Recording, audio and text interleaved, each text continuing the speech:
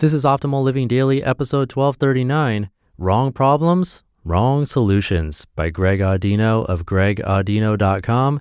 And I'm Justin Malik, your very own personal narrator. Happy Friday and welcome back to the show where I read to you from some of the best blogs in the world, or sometimes reenact. That's what today's episode is. Greg has a bunch of great videos. He's a certified life coach and actor. You might have seen him on Westworld, it's a great show, and NCIS LA, among others. So I'm reenacting one of his videos for you here. And before we get to it, if you're a music fan, this podcast is on Pandora, Spotify, and radio.com. So if you listen to music there and it's convenient to listen to podcasts there, you can do so. It's free to listen to podcasts and always great when companies like this support podcasting. So just wanted to give you that heads up. And with that, let's get right to it and continue optimizing your life.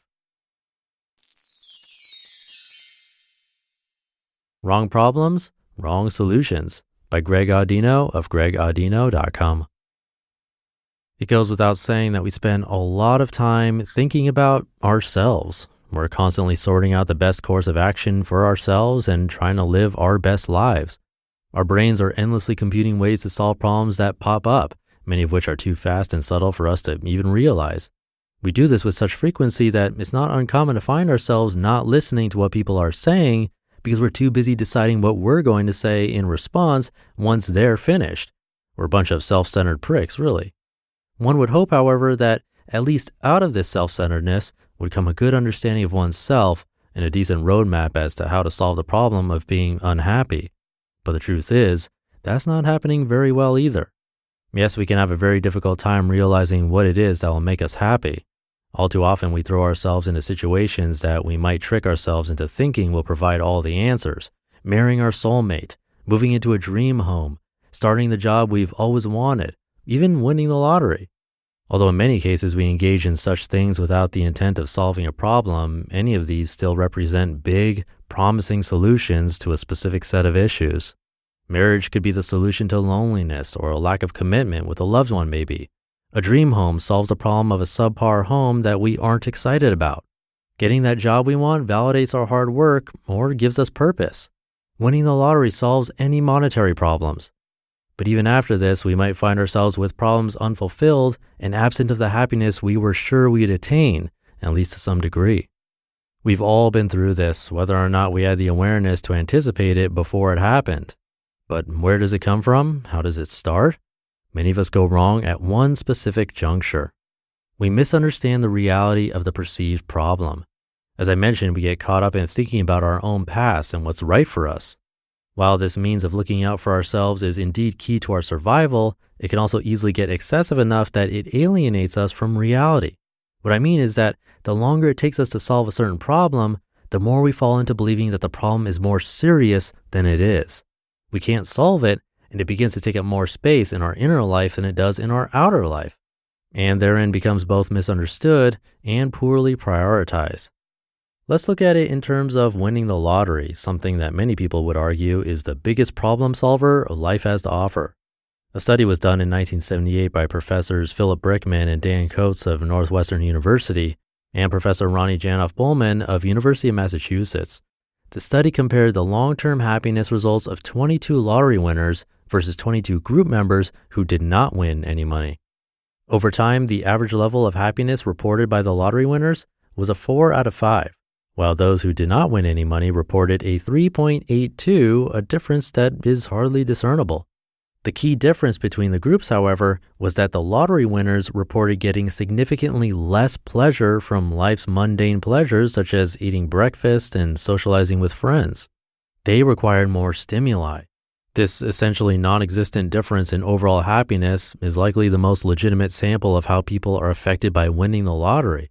So it should be no surprise that there are also plenty of cases of poverty, suicide, crime, and profiling at the expense of lottery winners, just the same as there are among non-lottery winners. So how can this be? How can such a massive event, something we're all tailored to believe is an absolute problem solver, provide such lackluster results? Money is something that is of great concern for most people.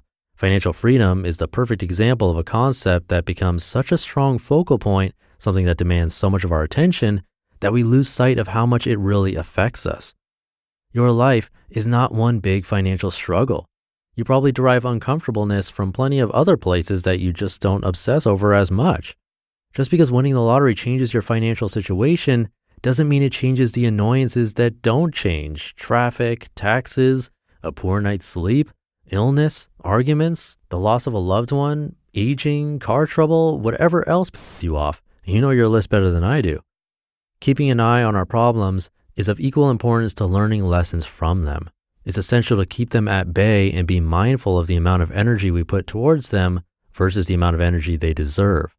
The more we fail to do this and get swept away by our problems by allowing them to be more troublesome than they really are, the more we distort our awareness of what's actually good for us and what will provide us with true happiness. As an exercise, consider writing down your biggest problems or concerns.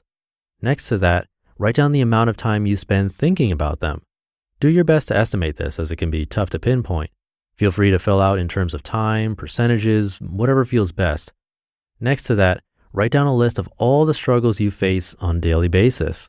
You can then do a little math to get an idea of how much your perceived problems actually interfere with your life.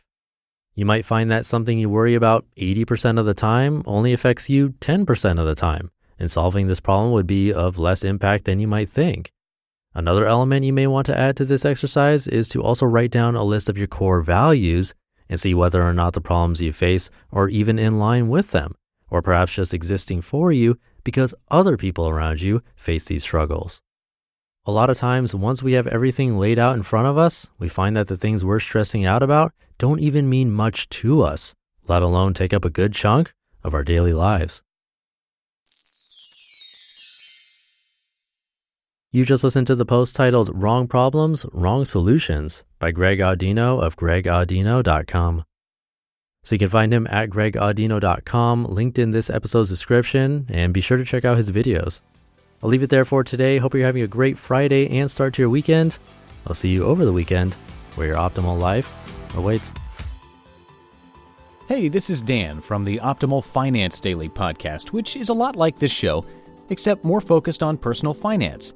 Justin handpicks the best posts he can find from blogs and authors like Ramit Sethi, Mr. Money Mustache, and more, and I read them to you 5 days a week.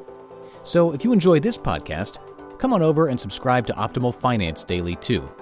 And together, we'll optimize your financial life. You've been listening to Optimal Living Daily. Be sure to hit the subscribe button to stay up to date on each new episode, and head to oldpodcast.com, that's OLDpodcast.com, for a free gift as well as more actionable tips and resources to help you maximize your potential. Thanks for joining us, and remember, your optimal life awaits.